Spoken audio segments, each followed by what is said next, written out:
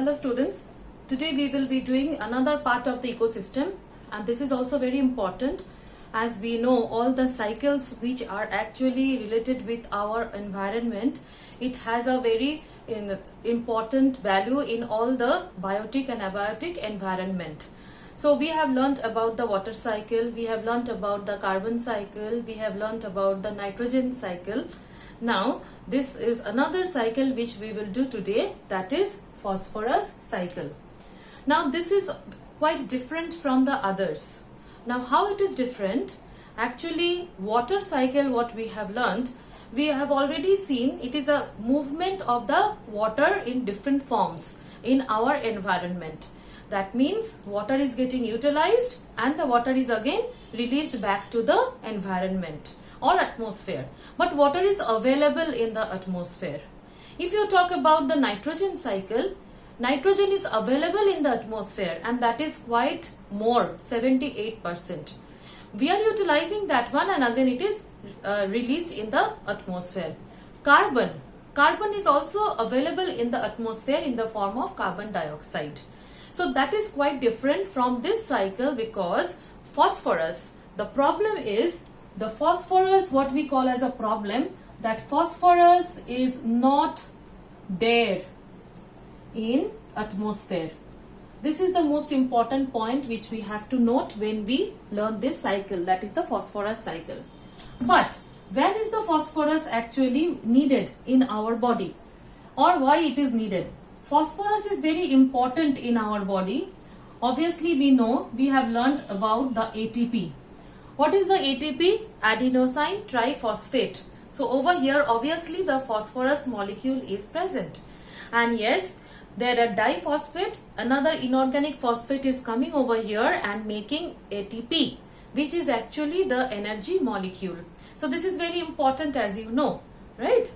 Another important molecule which we have seen in our body, it is present as the nucleic acids. So here there are actually two types of nucleic acid, DNA and RNA. So if you talk about this DNA and RNA, obviously the phosphate radical is there. We have seen in the double helix structure of the DNA, if you remember, it is made of the phosphate molecule, sugar and the nitrogenous base. So phosphate is very important for our genetic material also.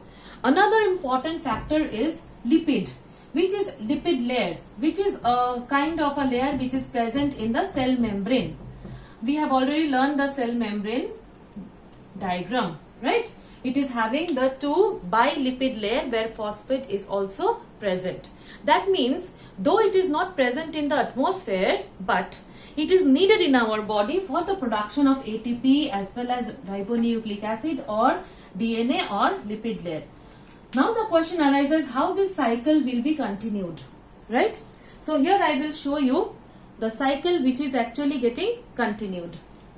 Now we will consider over here, I have drawn water body as well as a land body, so that I can explain you both the ways by which the phosphorus cycle is actually, it is getting recycled. This is the rocks which are already present in the land area. Now rocks, most of the time when we talk about where the phosphorus is present in the ecosystem, it is present in biotic component in this form, and in the rocks also it is present in the phosphate form, right? Phosphorus rocks, phosphate rocks we know, but it is not present as a gas in the atmosphere, right? So now what happens in these rocks? These rocks are actually undergoing weathering. So all of you know what is the meaning of weathering and how it is undergoing weathering, because of the rain, because of the sun, because of the difference in temperature, because of the difference in the atmospheric change in the temperature.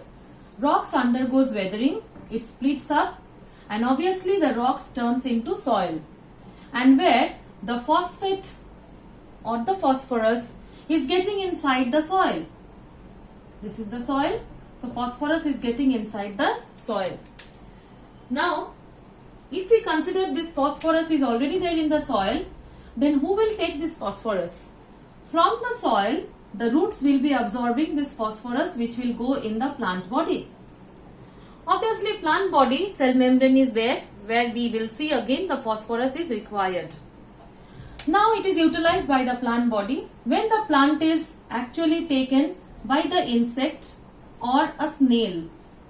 This is the primary consumer. So obviously then the phosphorus is going in their body also, which is again required because shell or the snail, the shell which is there, that is also made of phosphorus. Now the snail is being taken by this frog, so the phosphorus is going in the body of the frog.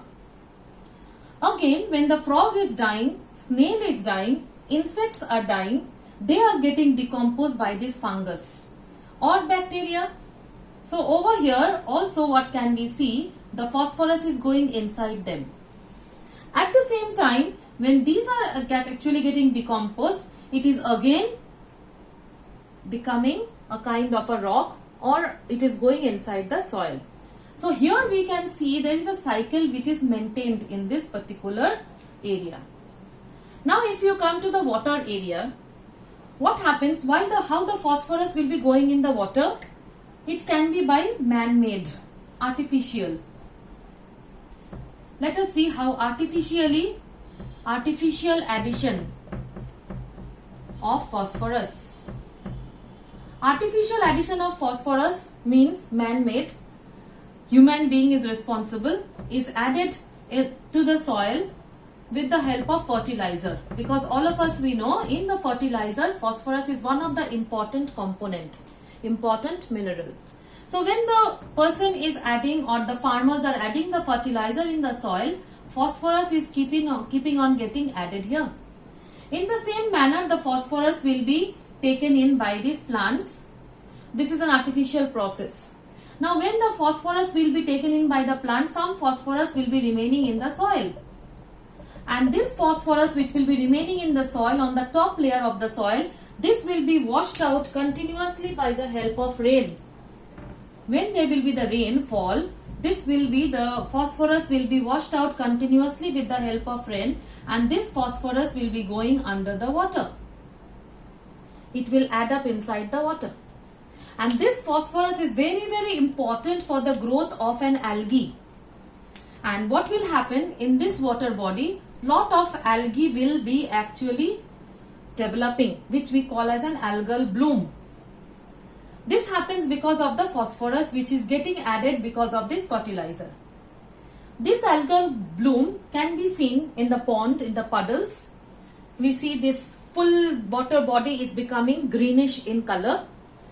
This algae develops in such a manner, and the algae can make their own food. They can utilize the sun's energy and they can become multiple in number. They multiplies in number, which we actually call as the algal bloom. This will actually lead to eutrophication. We have already learnt what is eutrophication, utilization of the oxygen. Now how it will happen? The algae will actually utilize all the oxygen, most of the oxygen rather of the water in order to survive. What will happen? Because of this algal bloom, more layers will be formed on top of this particular water body. So this water body will be filled with the algae, and very less sunlight will reach to the aquatic plants which will be there underneath the water. Am I clear? So these aquatic plants, now what will happen? They will die. Now bacteria will be acting on this.